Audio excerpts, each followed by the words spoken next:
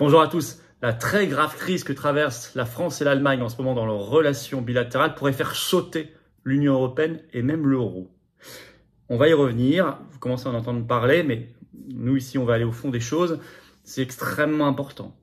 Vous ne serez pas surpris si vous avez suivi mes dernières vidéos parce que je vous dis que l'Allemagne n'hésite plus du tout à exprimer son intérêt national. C'est ça l'origine.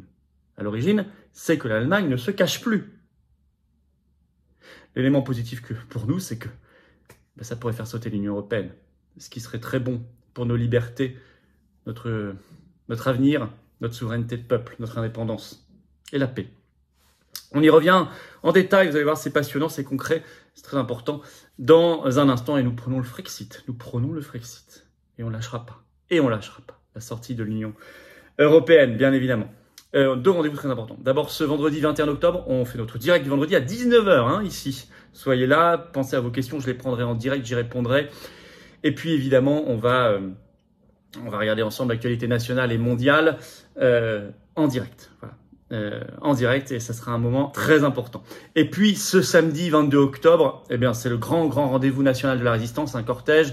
On va aller de la place d'Enfer Rochereau jusqu'à la place des Victoires à Paris. C'est rendez-vous 14h, place d'Enfer Rochereau ce samedi 22 octobre. Venons avec des drapeaux français. Soyons très nombreux. Je sais que des gens veulent venir de partout. Il y aura notamment Olivier Piacentini qui va parler. Nous allons entendre Charles-Henri Gallois, le président de Génération Frexit, Marc Doyer et d'autres personnalités de la résistance. C'est important.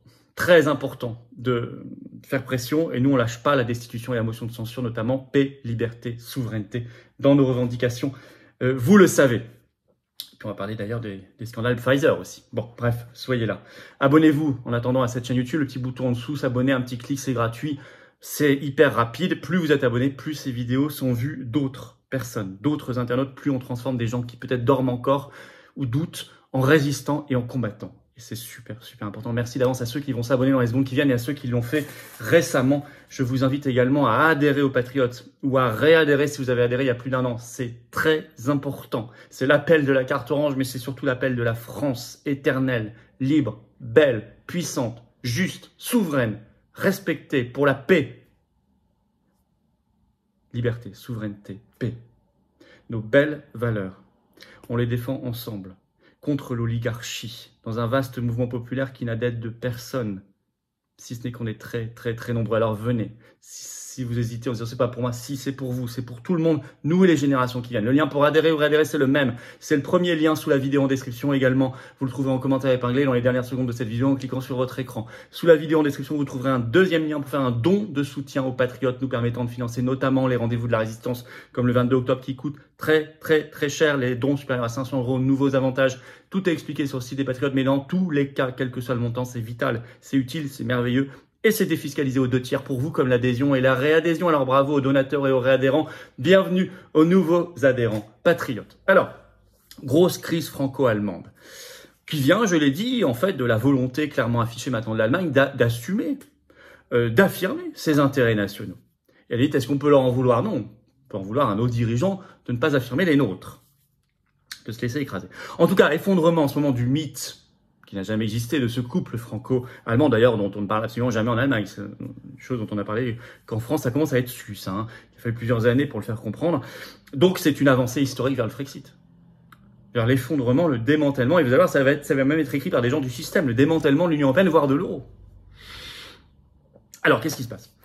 Là, il y a un symbole de crise qu'ils ne peuvent plus cacher. Ce 19 octobre, la chancellerie allemande a annoncé le report sine die du Conseil des ministres franco-allemands qui devait se tenir ce 26 octobre normalement à Fontainebleau. Sachant qu'il avait déjà été repoussé une première fois, il devait avoir lieu déjà en juillet. Vous remarquerez que c'est la chancellerie allemande qui a annoncé le report. C'est pas la France. Donc on voit que eux, ils font maintenant ce qu'ils veulent. Alors, le Conseil des ministres franco-allemands, il existe depuis 2003. Il se réunit en moyenne une fois par an. Enfin, c'est la première fois comme ça qu'il y a des reports. Donc, il y a une vraie crise historique. À tel point que même la presse française commence à s'inquiéter. Alors, vous avez Libération le 20 octobre qui titre « Un signal politique désastreux ». BFM TV le 20 octobre, je cite « Les sujets de tension se multiplient ». L'Opinion 19 octobre, ça tangue sérieusement. Et ça va plus loin, vous allez voir, j'y reviens dans quelques instants. Ursula von der Leyen, présidente de la Commission européenne, est directement maintenant mise en cause. L'Union européenne est très fragilisée. J'y reviens. Alors, d'où vient la cassure franco-allemande? D'abord, elle s'exprime sur beaucoup de sujets, on en a parlé pour certains dans les dernières vidéos, mais je vais revenir brièvement plus d'autres, et puis surtout de la naïveté de la soumission française, en fait. Un faux couple qui n'existe pas au moment où ça se voit, on dit le couple se le casse. En fait, il n'a jamais existé. Il y avait un esclave et un maître. L'esclave, malheureusement, était français. Alors d'abord, Berlin assure de défendre ses intérêts nationaux en matière économique et sociale, industrielle.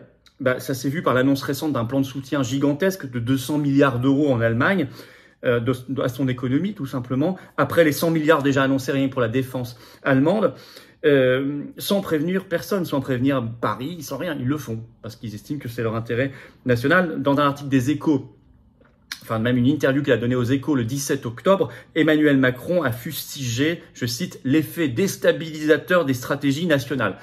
C'est quand même hallucinant, alors là il visait cette annonce unilatérale de l'Allemagne, mais c'est quand même hallucinant d'entendre un chef d'État en France dire que il faut dénoncer les stratégies nationales. Or, nous devrions avoir une stratégie nationale. C'est même servir le bien commun que d'avoir une stratégie nationale. Ça n'est pas mauvais, ça n'est pas mal, ça n'est pas déstabilisateur. Donc ça montre le renversement des valeurs dans son cerveau malade d'Eurogaga mondialiste. C'est hallucinant. Enfin, en tout cas, ça crée une crise franco-allemande. Sur l'énergie, gros sujet. Tout simplement parce que l'Allemagne refuse le plafonnement du prix du gaz que notamment veut la France. Vous avez cet article d'Europe 1 très significatif, le titre est significatif. Europe 1 le 20 octobre, vous le trouverez en ligne bien sûr. Le titre, je cite, prix du gaz en Europe, 2 points. La France tente désespérément de convaincre l'Allemagne. J'aime bien le désespérément. C'est exactement ça. Par ailleurs, l'Allemagne veut imposer à la France un gazoduc MIT 4 qui est prévu depuis le début des années 2000, qui doit relier l'Allemagne à l'Espagne. Alors l'Allemagne est pour, l'Espagne aussi. Il se trouve que ça traverse forcément la France et que la France est contre. Voilà, mais l'Allemagne fait vraiment pression. Autre sujet compliqué. Sur le sujet de la défense, vous voyez déjà économie, sociale, industrie, énergie. Maintenant la défense. Bon, j'ai parlé récemment du fait que sur l'avion de combat du futur, le SCAF franco-allemand espagnol, c'était la catastrophe. La France essaie désespérément, mais ce qui va contre ses intérêts d'ailleurs. Mais l'Allemagne finalement n'en veut plus, veut américain. Bon, et puis l'article de l'Opinion du 19 octobre nous dit, je cite, la goutte d'eau qui a fait déborder le vase, c'est que le 13 octobre dernier, lors d'une réunion de l'OTAN, 14 pays ont signé une lettre d'intention pour lancer un bouclier antimissile en Europe, le European Sky Shield, le bouclier pour le ciel européen.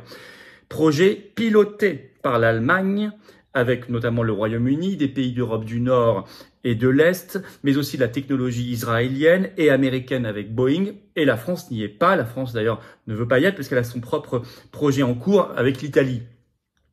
Mais là aussi, l'Allemagne, qui pilote, qui est leader du projet, n'a pas demandé l'autorisation à la France, n'a même pas prévenu la France de cette signature de lettre d'intention. Par ailleurs, sur le char franco-allemand MGCS, pareil, blocage. Et l'Opinion résume tout cela en disant, je cite, « Bref, rien ne va. » Bref, rien ne va. Alors c'est très sérieux comme crise. Vous voyez, c'est multidimensionnel, c'est profond. Ça s'est renforcé depuis l'arrivée à la chancellerie allemande d'Olaf Scholz. Les relations sont assez mauvaises manifestement entre Macron et lui. Et ça déteint sur toute l'Union européenne. Et là, c'est intéressant. Notamment Ursula von der Leyen en sa qualité d'allemande. C'est une présidente de Commission européenne allemande. Son nom l'indique un peu. Elle est toujours du côté des intérêts allemands et ça commence à mal passer. Vous avez cet article de Libération du 20 octobre. Regardez comment ils en parlent. Sur le fait que beaucoup de capitales européennes commencent à se dire mais en fait la Commission européenne ne veut pas réformer le marché européen de l'électricité. Ça tarde, ça fait des années qu'on en parle.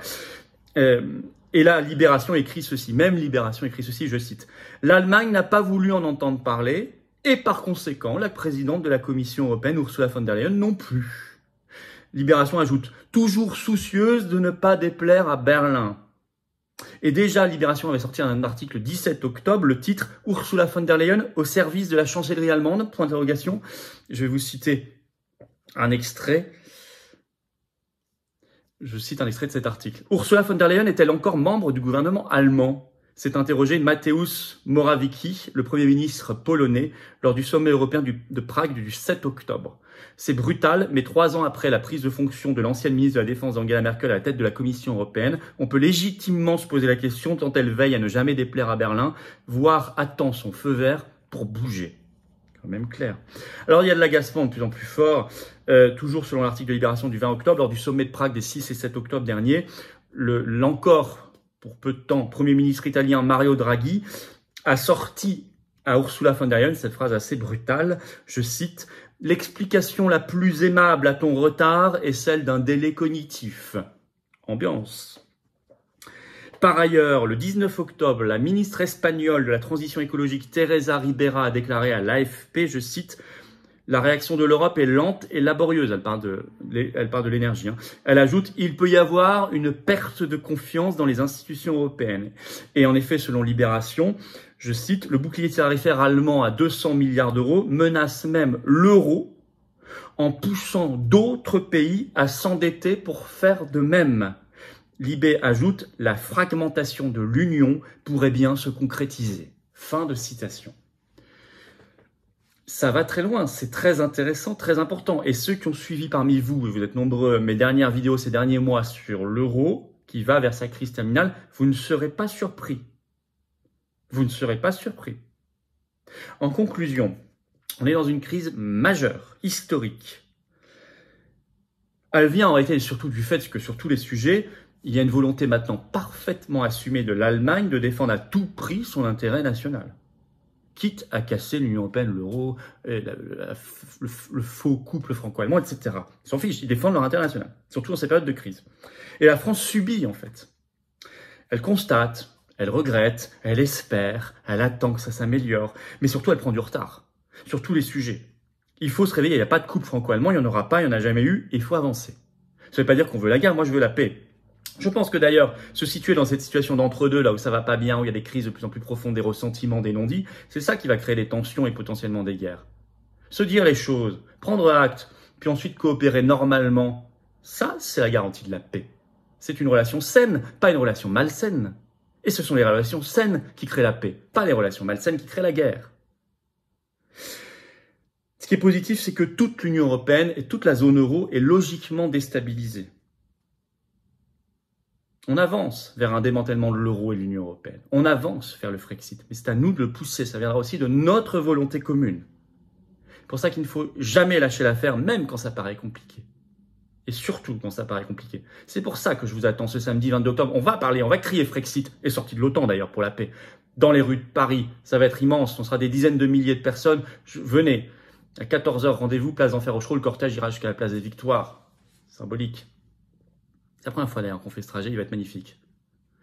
Je vous attends très nombreux, samedi 22 octobre, je vous attends aussi au direct ce soir, ce vendredi 21 octobre, en tout cas à 19h, direct ici, vos questions en direct, tout, je réponds, on prend l'actualité brûlante mondiale, nationale, pour en revenir sur tout ça, et sur tout le reste.